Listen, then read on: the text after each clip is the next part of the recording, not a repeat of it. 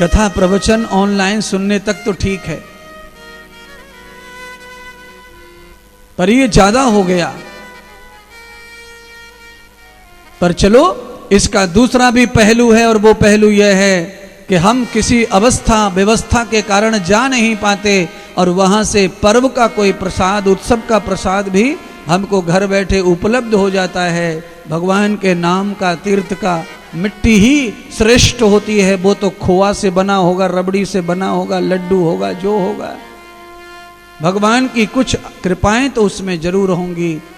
वह भी हमें प्राप्त करते रहना है, पर कभी कभी इन आडंबरों को भूलकर भगवान का प्रसाद स्वयं भी तैयार करना चाहिए। भगवान को प्रसाद खुद भी बनाओ, चढ़ाओ और खाओ। ऑनलाइन कब तक मंगाएंगे? एक आध बार चढ़ाओ तो सही प्रसाद।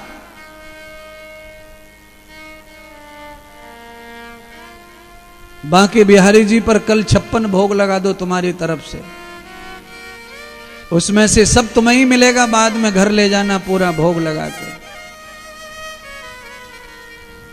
वृंदावन आए हो तो यहां पर संतों को भंडारा करवा दो, ये प्रसाद तुमको ही मिलेगा। जो संतों का झूठा बचेगा तुम खाओ, अपने नातू को लो जा, पोतू को लो जा, घर में जो बड्डा रहेगा, गड्ढा रहेगा, सबको ले जाओ, खिलाओ।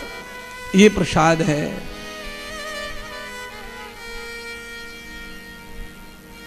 यमुना महारानी के ऊपर अर्पण कर दो कुछ, है 2-4 किलो अनाज ले आओ, यमुना जी में बहा दो। यमुना में रहने वाले जीव जंतु प्रसन्न होंगे, वहां से कुछ तुम्हें भी प्रसाद मिल जाएगा।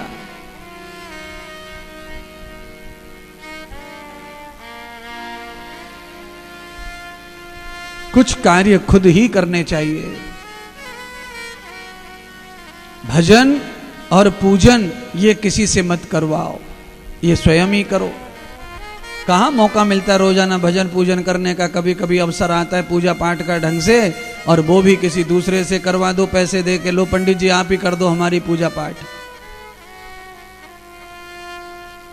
अरे कभी कभी मौका मिलता है, भगवान का समय अच्छा कभी कभी आता है।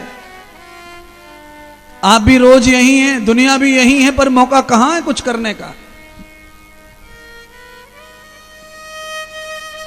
समय अगर अच्छा दिख रहा है आपको और मौका मिला है घर बार छोड़ने का, धाम में आने का, तो धाम में आए हो तो यहां जो कुछ भी अच्छा होता है वो सब कर लेना चाहिए।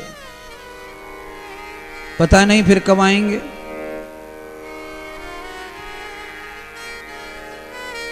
जहां भी जाना मिले वहां वो कर लेना चाहिए महाराज। नारद जी ने कहा कि मैंने ही व्यास जी को कहा कि कलयुग में केवल भगवत चर्चा ही व्यक्ति को रिश्तों से जोड़ के रख सकती है, और किसी में ताकत नहीं है महाराज। तो भगवत चर्चा के बारे में व्यास जी को कुछ ज्ञान नहीं था। व्यास जी ने वेदों की रचना कर ली थी, गीता आदि का संकलन कर लिया था, पर भगवान श्री कृष्ण के विशेष चरित्रों का ज्ञान व्यास जी को भी नहीं था। तो कौन बताए? तो कहा दूरगामी देखने वाले नारद जी ने भगवान श्री हरि चरित्र बताए, और कहा कि स्वयं नारायण कृष्ण का ही ध्यान करो, स्वयं भगवान पधारेंगे और वो अपनी लीला तुम्हें बताएंगे, तब ही उनका चरित्र समझ में आएगा। दूसरों के समझाने से भगवान का चरित्र कभी पूरा समझ में आ सकता नहीं है। भगवान आ जाएं अपने जीवन में, परमात्मा अपने जीवन में आ जाएंगे तो लाभ मिल सकता है महाराज। आज श्री व्यास जी नारद जी के कहने से हरि गुण गाने लगे। नारद जी ने मैत्री को बताया, मैं तो चला आया, बाद में पता चला कि 6 महीने तक निरंतर व्यास ने हरि गुण गाया, विष्णु का भजन करा, और श्री नारायण के भजन से प्रसन्न होकर नारायण प्रकट हो गए और आकर व्यास जी को आशीर्वाद दिया, वरदान दिया, हे व्यास तुम्हें तो हमसे भी ज्यादा चिंता है जगत की, इसीलिए वर मांग लो। तो कहा प्रभु वर के रूप में कुछ नहीं चाहिए, आप अपनी लीलाओं का दर्शन कराओ, जिन लीलाओं के श्रवण से कलयुग के प्राणियों का चरित्र, जीवन और रिश्ता बचेगा, परिवार बचेगा, धर्म बचेगा। तब भगवान स्वयं नारायण ने व्यास जी को अपने संपूर्ण चरित्र का दर्शन कराया। इसीलिए ज्ञानियों ने लिखा, पोथी पढ़ पढ़ जग मुआ, पंडित भया न कोय, और 2.5 अक्षर प्रेम का पढ़े सो पंडित। ये महान ज्ञानियों का ही वचन है। भगवान जब तक मेरे भजन में, मेरी आत्मा में, मेरी बुद्धि में जब तक भगवान नहीं आते, तब तक भगवान के बारे में कुछ अच्छा कहना बड़ा कठिन है महाराज। किताबों में जो लिखा है भगवान के बारे में वो अच्छा लिखा है, इसकी कोई गारंटी नहीं है। हाँ, लिखा है, हमारा विश्वास है, श्रद्धा, इसलिए हम सुन रहे हैं और कह रहे हैं और पढ़ रहे हैं।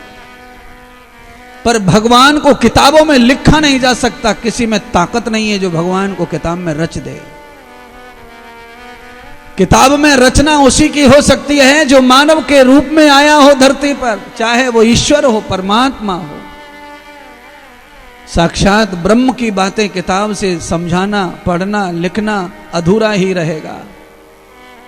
कोशिश तो की हमारे ऋषियों ने, तपस्वियों ने, ज्ञानियों ने, भजनानंदियों ने, भगवान के अपने जीवन के अनुभव लिखे किताब में कि भगवान ऐसा हो सकता है, भगवान यहां तक हमने देखा समझा है, भगवान के ऐसे लक्षण हो सकते हैं, ये तो लिखा है।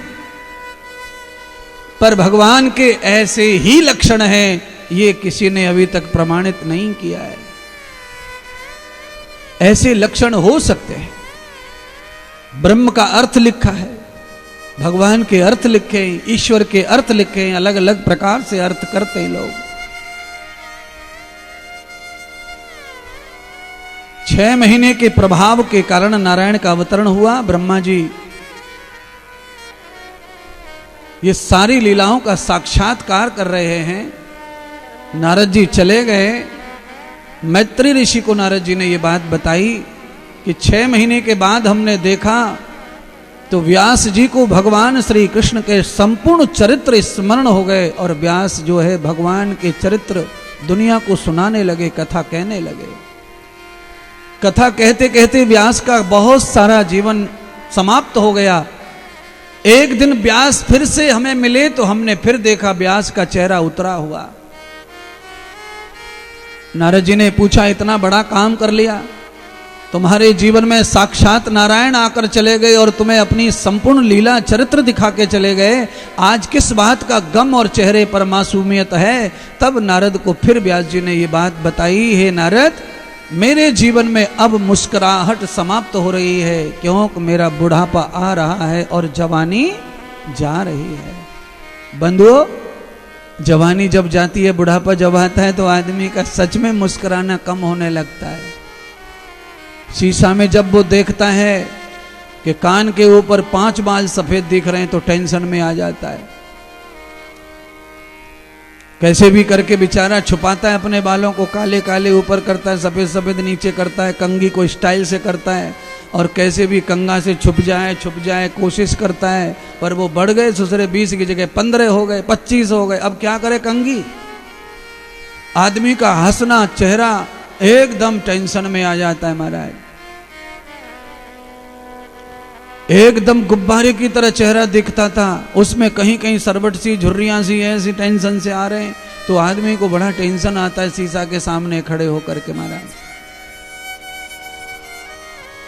अर्थात नारद जी को इस बात की चिंता लग गई कि मेरा बुढ़ापा आ चुका है और भगवान के प्रचार प्रसार के लिए तो युवा चाहिए, जवानी चाहिए, सामर्थ्य चाहिए, शक्ति चाहिए। दांत उखड़ जाएंगे तो शब्द बिगड़ेंगे, कमर में ताकत नहीं रह जाएगी बैठने की, यात्रा करने के लिए पैर असमर्थ हो जाएंगे, नेत्रों से वस्तक दिखेगी नहीं तो कैसे कथा वाचन होगा और कैसे भगवान की बातें दुनिया तक पहुंचाई जाएंगी? इसमें तो बहुत बल चाहिए।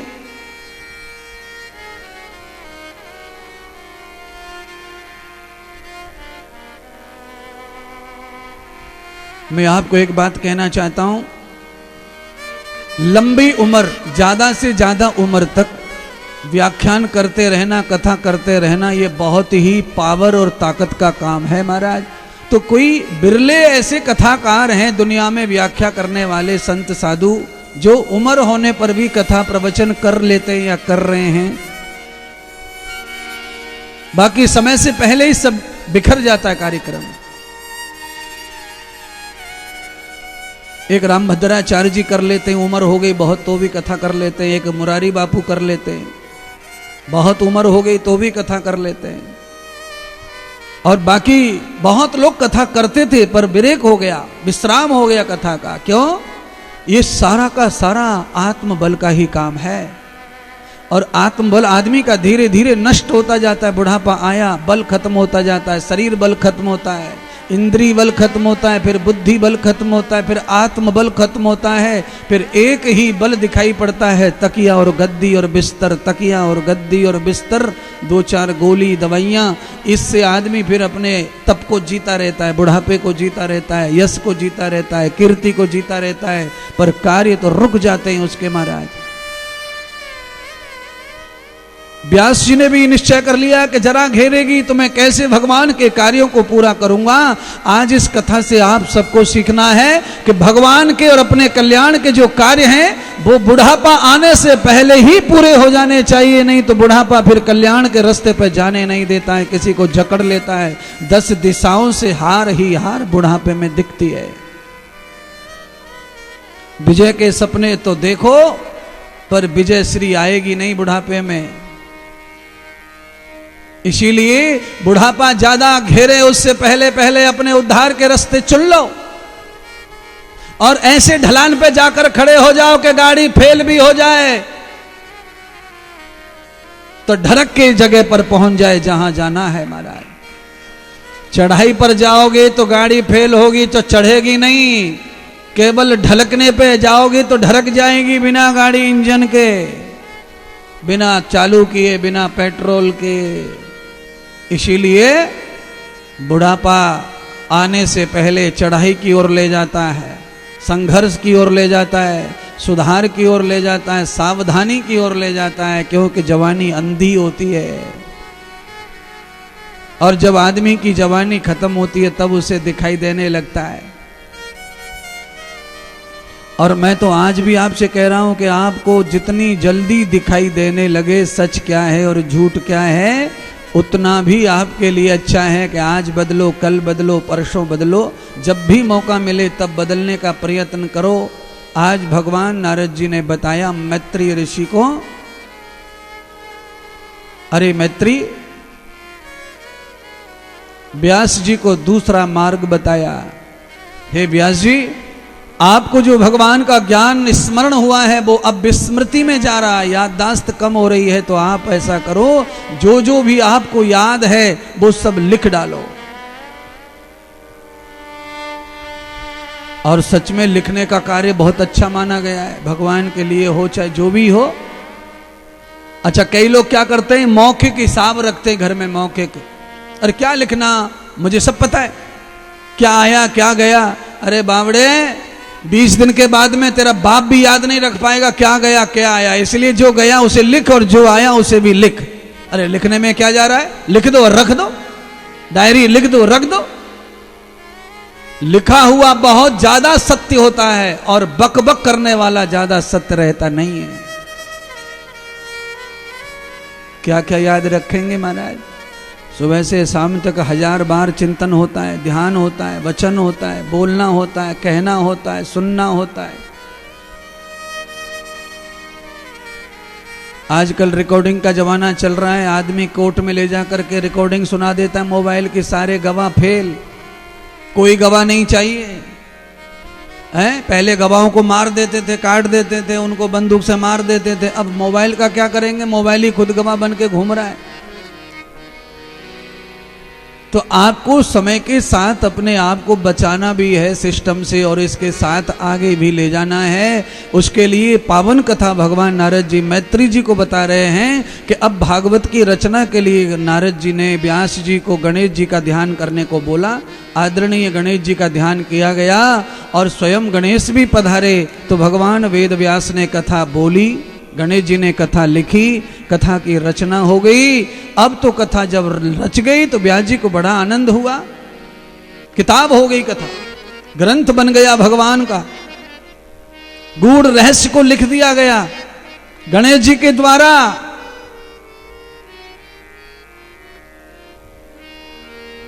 अब बोलो, अब कोई भगवान की चर्चा लिखे, ये पांडाल में से कोई आदमी भगवान के बारे में कुछ लिखे तो कैसे काम चले? व्यास जी नहीं लिख पा रहे थे, गणेश जी को आना पड़ा। तो कहने का तात्पर्य यह है कि कोई गणेश जैसा बड़ी बुद्धि का कोई प्राणी हो तो वो भगवान की 4 लाइन लिखे तो उसमें से एक आध सही भी हो सकती है, पर ऐरे गहरे नत्थु खैरे घास फूस सब भगवान के बारे में न जाने क्या क्या लिख डाल रहे हैं और दुनिया को परोस रहे किताबों को। उससे पूरा समाज भगवान को लेके पूरी तरह भ्रम में पड़ा हुआ है। क्या सत्य है, क्या असत्य है, क्या सही क्या गलत, समझ में नहीं आ रहा है। इतनी भयंकर लड़ाई है अद्वैत की, द्वैत की, त्रेत की, कि उस द्वैत त्रेत में ही लड़ लड़ के मरे जा रहे हैं विद्वान, सब ज्ञानी, सब ध्यानी।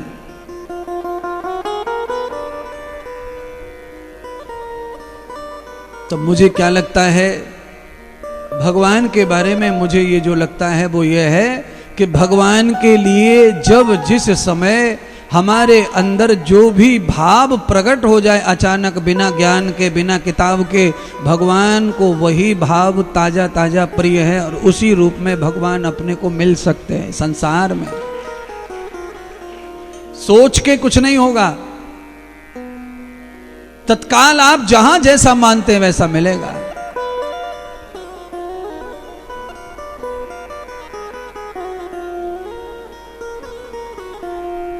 अब कथा गाए कौन?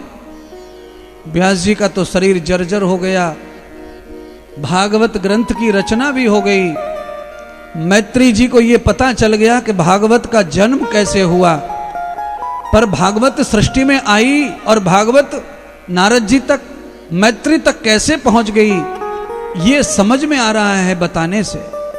आपको भी समझ में तब आएगा भागवत का जब आप सुनते हैं किसी को, नहीं तो पूरी जिंदगी भर निकल जाए भागवत, समझ में ही नहीं आए कि भागवत कैसे प्रकट हुई, भागवत की रचना कैसे हो गई। वो तो अच्छा है कि अब ये मोबाइल ने सब सरल कर दिया है। मोबाइल में बोल दो, बताओ मोबाइल भागवत कैसे प्रकट हुई, वो 1000 आ जाते हैं बताने वाले। मोबाइल में तो एक नहीं इंद्रदेव, वहां तो हजारों इंद्रदेव बैठे। काला ले लो, गोरा ले लो, नया ले लो, बूढ़ा ले लो, जवान ले लो, आपको जैसा चाहिए वैसा वक्ता मिलता है मोबाइल पे। और एक ही बात को 1000 लोग बता रहे हैं, इसलिए आपको बहुत जल्दी ज्ञान हो जाता है कहां क्या हुआ। अच्छी सुविधा है मोबाइल, इस तरह आपको बोध करा देता है, ज्ञान करा देता है चीजों का। अंत में नारद जी ने कहा कि तीसरी बार मेरा मिलन हुआ व्यास जी से, व्यास जी का चेहरा फिर भी सूखा हुआ ही था। अब कहा महाराज अब क्या हुआ? गणेश जी आ गए, स्वयं नारायण आ गए आपके जीवन में। एक पल दर्शन प्रभु का दुर्लभ है और तुम्हें 2-2 देवताओं का दर्शन हो गया और उन्होंने तुम्हारे कार्य भी पूरे कर दिए। अब क्यों दुखी हो? तो कहा नारद जी इतना बड़ा ग्रंथ परमात्मा कृष्ण का लिख गया है, अब इसकी व्याख्या करने वाला कोई महापुरुष मिले तब तो ये जन जन तक जाएगा, कलयुग के प्राणियों तक, अन्यथा ये तो द्वापुर में ही समाप्त हो जाएगा मेरे साथ। तो नारद जी ने कहा इस समय स्वयं भगवान शिव, भगवान श्री कृष्ण की कथा को पार्वती जी को श्रवण करा रहे हैं, आप उन्हीं का ध्यान करो। हो सकता है भगवान शिव के पास में समय हो, वो तुम्हारी प्रार्थना स्वीकार करके आए और वही कथा जन जन तक पहुंचा सकेंगे। महाराज बड़ा कठिन है महाराज, कथा को भी दुनिया तक पहुंचाना। कोशिश तो सभी व्यास करते हैं, पर सबसे जन जन तक नहीं पहुंचेगी ये कथा। उसके लिए कोई महाप्रतापी, कोई त्यागी चाहिए, जिसे कथा के चलते कुछ नहीं चाहिए, वो कथा को बहुत दूर तक ले जा सकता है, लंबे समय तक कथा चला सकता है, लंबी दुनिया को कथा सुना सकता है। भगवान शंकर का ध्यान किया व्यास जी ने। शंकर भगवान का जब ध्यान किया तो शंकर भगवान भी ध्यान से आकर्षित हो गए।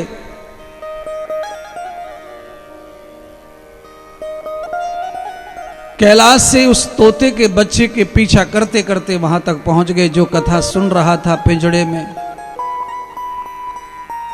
अरणी की शरणागति हो गया तोते का बालक, रक्षा के लिए दुहाई करने लगा। अरणी ने तोते के बच्चे के प्राण बचाए शिवजी से। वहीं पर व्यास ध्यान कर रहे थे शंकर का। शंकर भगवान ने व्यास जी को देखा, मेरा ध्यान कर रहा है व्यास। पास में गए, कुशलता पूछी, मैं प्रसन्न हूं तुम्हारे ध्यान से, वर मांग लो। तो व्यास जी ने कहा, वर देना है तो प्रभु एक ही वर दे दो, मुझे भागवत आचार्य चाहिए, भगवान श्री नारायण का गुणगान करने वाला पुत्र प्रदान कर दो। तो शंकर भगवान ने जैसे सुना कि भगवान नारायण के गुण गाने वाला पुत्र चाहिए, तो शंकर भगवान ने समझ लिया ये सुअवसर है, यह अवसर मुझे नहीं जाने देना चाहिए। तो ये किसी और को सौभाग्य मैं कैसे दूं, ये तो मेरा ही सौभाग्य बनना चाहिए, भगवान की कथा गाने का अवसर मुझे ही मिलना चाहिए। तब भगवान ने अरणी माता से प्रार्थना करके उस तोते का कल्याण किया, और तोते के ही आत्मस्वरूप होकर के स्वयं परमात्मा शंकर ने सुखदेव जी के रूप में धरती पर मानव अवतार लिया। बोलिए श्री सुखदेव जी भगवान की जय। नमः पार्वती पतये हर हर महादेव। श्री सुखदेव भगवान की जय। सुखदेव जन्म के साथ ही चले गए व्रत तप करने के लिए। यहां पर बहुत सारी मजाकें हैं और बहुत तर्क किए हुए हैं। पैदा होते ही मां के गर्भ से पैदा होके ही चले गए जंगल में तप करने, बड़ा आश्चर्य है ये तो यहां पर उस तर्क करने वाले लोगों के लिए कहा है कि 12 वर्षाणि यथा पूर्वे गति सुधा, अर्थात भगवान जन्म लेकर जैसे आए तत्काल चले गए नहीं। भगवान का जन्म 12 वर्ष पहले हो चुका था तपस्या से। अरणी माता भज रही थी, व्यास भज रहे थे। 12 वर्ष भगवान आकर के स्थापित रहे अरणी के संग, प्रकट नहीं हो रहे थे। 12 साल के हो गए, तब जाके सब देवता पधारे, स्वयं नारायण पधारे। क्या कर रहे हो शिव जी, ये तो अनीति हो रही है, प्रकृति का सब धर्म बिगड़ जाएगा। सृष्टि के कल्याण के लिए आए हो तो जल्दी से प्रकट हो जाओ। देखो देवताओं का तेज भी खत्म हो गया तुम्हारे इंतजार में। तब भगवान शंकर ने भगवान नारायण की माया का नाम लिया। मैं तुम्हारी माया के कारण विक्षेप में पड़ा हूं, अपनी माया को समेट लो तो मैं अभी प्रकट हो जाऊं। शंकर भगवान को भी नारायण की माया से भय पैदा हो गया। ज्ञानी, त्यागी और विवेकी ये जितने भी हैं संसार में, अभिमान के कारण माया में पड़ सकते हैं। इसीलिए किसी त्यागी को, ज्ञानी को भी अभिमान नहीं चाहिए कि हमें माया कुछ नहीं करेगी। माया आज कुछ नहीं करेगी, हो सकता है तुम्हारा समय अच्छा हो, पर कल माया आपको थपेड़ सकती है। इसीलिए व्यास जी के रूप में सुखदेव जी का आगमन हुआ और सुखदेव जी ने भगवान से ही कहा अपनी माया को हटाओ तो मैं आऊं। तो भगवान नारायण ने स्पष्ट कह दिया कि हे सुखदेव, हे शिव, जो मेरे गीत गाने के लिए धरती पर जन्म लेता है उसको मेरी माया कभी परेशान करती नहीं है।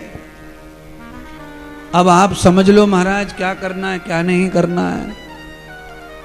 भगवान की गुणगान छोड़कर इसका उसका गुणगान शुरू कर देते हैं तो फिर माया मेरी नहीं छोड़ेगी, और जो मेरा गुणगान करता है उसको मेरी माया तकलीफ नहीं देती है। क्या करती है माया?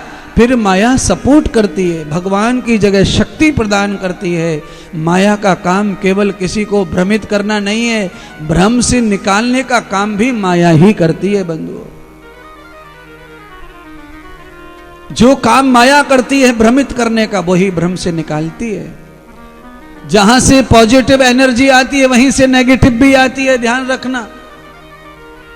जिस पानी से प्यास बुझती है उसी से जुकाम होता है, उसी से कफ बनता है, उसी से आदमी बीमार पड़ता है।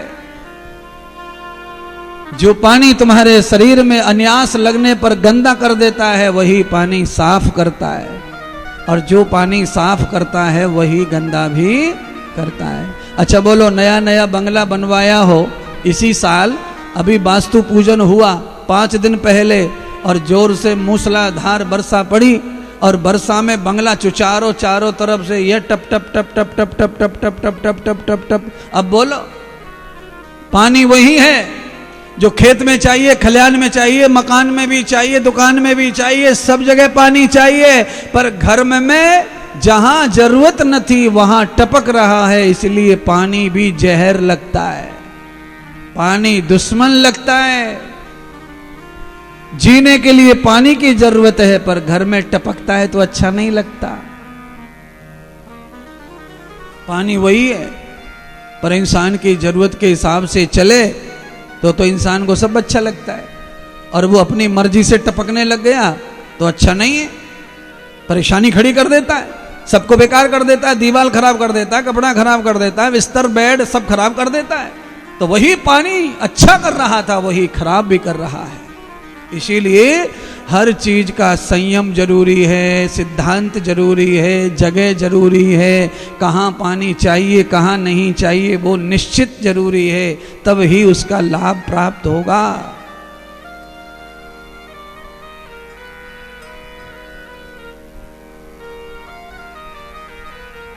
सुखदेव जी ने अपनी पूर्ण साधना कर ली, और भगवान वेदव्यास अपने पुत्र को मना करके घर लाए, और वहां आकर के गुरु बन करके श्री भागवत का ज्ञान दिया दोबारा से। जो लोग पिछले जन्म में भागवत सीख कर, वेद और शास्त्र पढ़कर भजन ध्यान करके आते हैं, उनको दूसरे जन्म में कोई अच्छे गुरु मिल जाएं तो जल्दी से जल्दी ज्ञान हो जाता है संसार का और भगवान का। भगवान वेद व्यास तो स्वयं सबके रचयिता ही है एक तरह से, वो तो स्वयं गुरु हैं जगत के। उन्होंने थोड़ा ही अपने पिता से ज्ञान लिया, संपूर्ण ज्ञान उनका स्मृति में आ गया, ध्यान आ गया। इसलिए विद्या तपोव्याम भूत आत्मा, जो आत्मा पिछले जन्म में तप और जप करके आती है, वो आत्मा जब भी जन्म लेती है तो उसके लिए सब सगम हो जाता है, सरल हो जाता है। और जिस आत्मा ने पिछले जन्म में भजन ध्यान अध्ययन तप जप नहीं किया है, उसके लिए कथा सीखना क्या, कथा कहना क्या, कथा को आगे बढ़ाना क्या, वेदों का शास्त्रों का ज्ञान का उनके पास में पद्धति जीवन क्या, वो सब कम पड़ता है, कम पड़ता है, कम पड़ता है। कई जन्मों का ज्ञान चाहिए, कई जन्मों का, कई जन्मों का तप चाहिए, संस्कार चाहिए।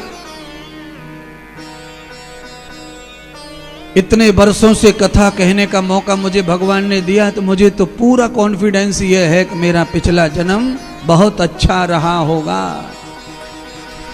पिछले जन्म से लाभ मिलता है इस जन्म में, पिछले जन्म में कुछ तो तप जप चालू रखा होगा, तो ही जप तप करने का जीवन जल्दी से मिला, रास्ता मिला। इतना जल्दी जीवन में प्रपंच आएगा, माया आएगी, इतना जीवन में जल्दी से नरक आ जाएगा, और इतनी जल्दी ये सारा नरक छूट जाएगा। ये सारा प्रपंच परमात्मा ने लिखा है, अपने जीवन में कमाया हुआ इंसान को ही प्राप्त होता है। श्री सुखदेव जी ने अपने पिता को गुरु मान करके स्वयं अध्ययन किया, भागवत का संपूर्ण ज्ञाता बन गए सुखदेव जी। पिता की आज्ञा मान करके गृहस्थ में प्रवेश किया। श्री सुखदेव जी ने विवाह भी किया, पर विवाह कब किया? जब वो पूर्ण ज्ञानी हो गए गृहस्थ के। जब तक गृहस्थ का ज्ञान ना हो तब तक विवाह करने की अनुमति शास्त्र तो देता नहीं है महाराज। और विवाह के लिए उम्र को कभी भी तराजू में नहीं रखा जा सकता, ये भी ध्यान रखो। अलग अलग ऋषियों का, अलग अलग ग्रंथों का अलग अलग शादी को लेकर मान्यता है, एक जैसी मान्यता नहीं है। उत्तम गृहस्थ, उत्तम पुरुष, उत्तम स्त्री की आयु क्या है?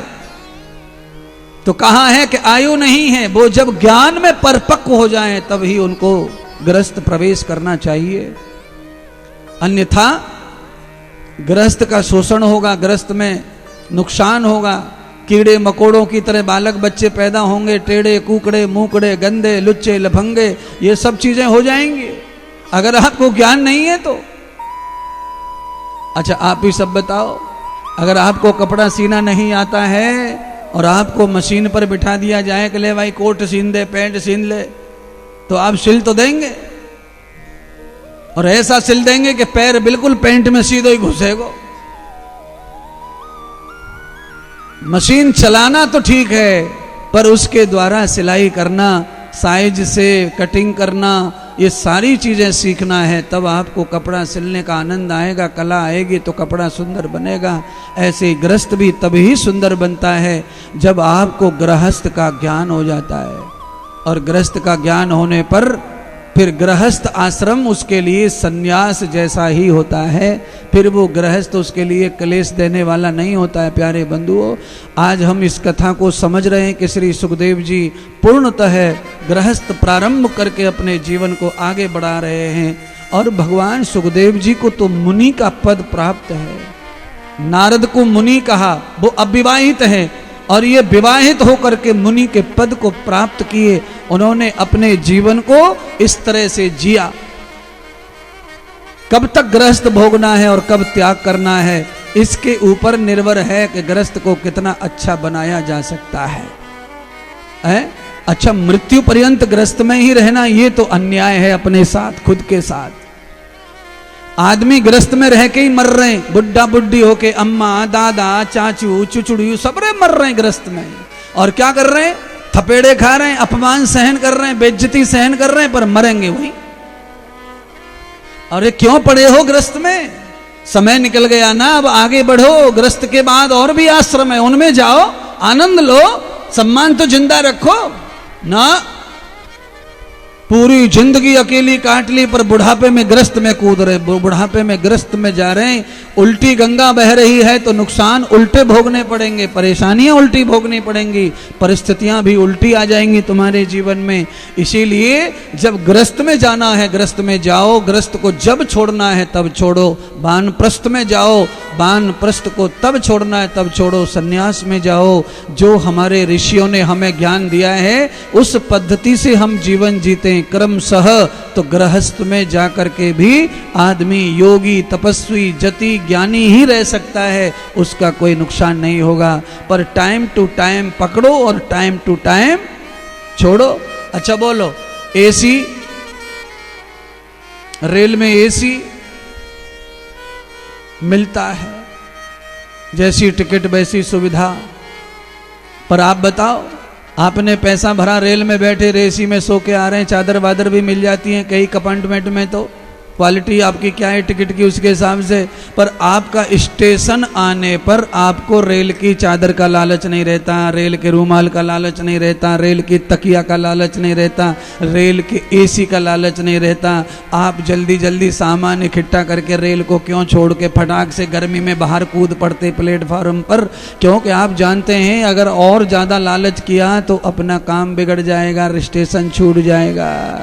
यही है ग्रस्त का स्टेशन, जहां समय आ गया, स्टेशन आ गया, 50 साल का शरीर हो गया, वहीं उतर के वानप्रस्थ के प्लेटफॉर्म पे आ जाओ। थोड़ी बहुत गर्मी लगेगी, बाद में फिर से ट्रेन में बैठ के टिकट ले लो, फिर से चल पड़ो एसी में, कुछ दिन उसमें यात्रा करो, फिर से कोई रास्ता पे प्लेटफॉर्म आएगा सन्यास का, वहां उतर जाओ, वहां भी थोड़ी सी गर्मी लगेगी, बाद में वहां की भी आदत पड़ जाएगी, अंत तो गत्वा तुम्हारा सफर पूरा हो जाएगा। यही कथा का विराम, बाकी आपको आराम, आपको जो अच्छा लगे वो करो, पर हम तो केवल आपको यही बताएंगे। क्या फर्क पड़ रहा है? रेल की चादर छोड़ दी, तकिया छोड़ दिया, कोई दुख हुआ क्या? नहीं हुआ। आप सब लोग तो आए छोड़ छोड़ के, तभी तो कथा में हैं। अगर रेल में घुसे रहते तो कहां पहुंच जाते क्या पता, उल्टा हो जाता। और ये उल्टा हो रहा है, जहां उतरना था नहीं उतर रहे, पड़े उसी में, पड़े तो उल्टा ही उल्टा हो रहा है सब। सुन लो, जो नहीं सुना हो वो सुन लो अपने घर में, जो आसान की हो वो बातें निकल के कान में पड़ती है महाराज। जो कल्पना न की हो ऐसी ऐसी बातें सुनने को मिलती हैं।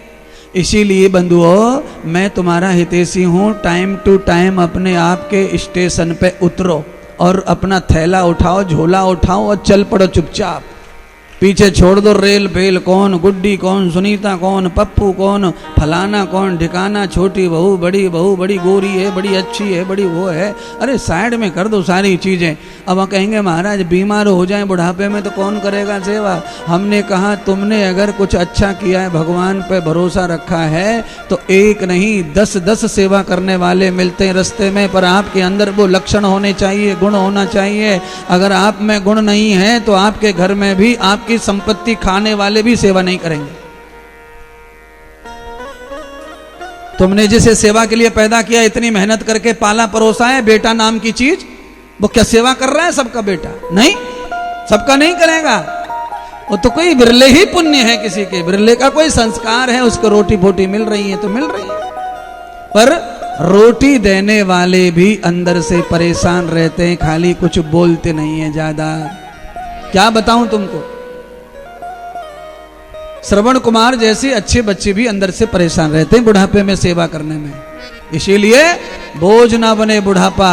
और बोझ कब नहीं बनता है? जब वो स्टेशन को समझ के उतरने का त्याग कर लेते हैं, फिर वो किसी पे बोझ बनते नहीं, किसी पे बोझ नहीं बनते। बंधु, श्रीमद् भागवत कलयुग में इसीलिए आवश्यक है, क्योंकि जिस लालच में पड़े हो उस लालच से केवल सत्संग ही थोड़ा बहुत बाहर ला सकता है।